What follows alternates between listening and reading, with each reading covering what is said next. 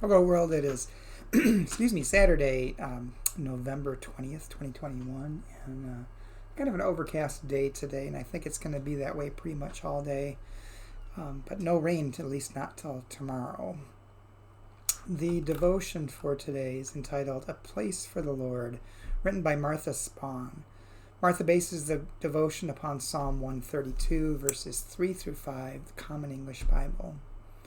I won't enter my house, won't get into my bed, I won't let my eyes close, won't let my eyelids sleep, until I find a place for the Lord, a dwelling place for the strong one of Jacob. And Martha writes, Psalm 132 remembers David and his hope to build a temple.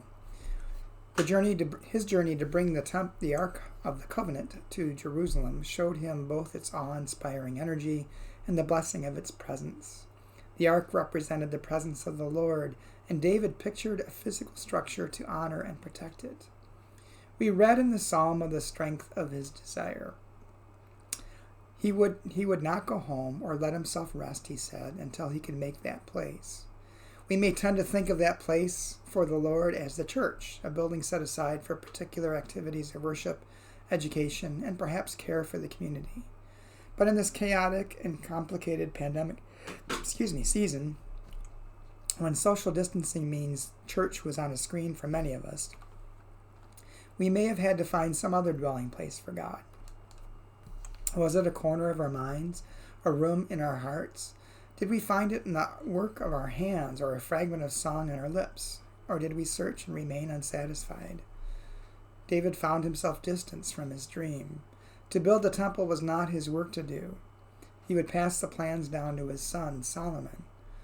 As we near the end of 2 years disrupted by the pandemic, we may identify with David's longing. When will we connect with God, and how, and where? And the prayer. Holy One, send word of where you are, that we might find you. Amen.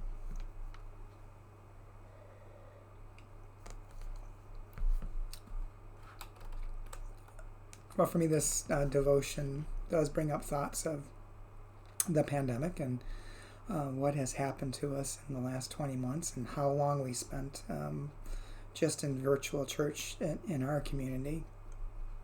And still how some are continuing to do so. And I guess it raises lots of questions about where is God really? And what is the purpose of church? What is the purpose of the building? And what is our purpose as followers of Christ? I think if we just sit and lament that we're not meeting together, if some of us are still not meeting together, or we have to wear masks or distance, and things are not quite the same, we need to look for God, because as I've said so many times, you find what you look for. So look for God out in the world. The other thing this devotion reminded me of is there's another friend of mine who is on Facebook and used to run a virtual community many, many years before the pandemic.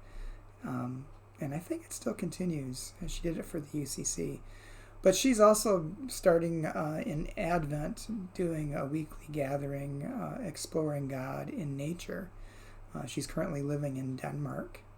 And not Denmark, sorry, in the Netherlands, and she's going to be, I think, taking walks outside and talking about God present in nature, and almost kind of like a virtual worship in nature.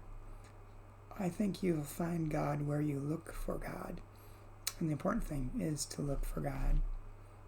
So just a reminder, I'm not going to be in church tomorrow, but Reverend Norm Wasson will be preaching, and I think you'll really enjoy listening to him and get a lot out of what he has to say. And I'll be on vacation all next week. Reverend David Orr at St. John's Holgate is filling in for me for emergencies, and I should be back in town next Saturday. So hope you have a good day, hope you have a good week. And I'll resume my devotionals when I return.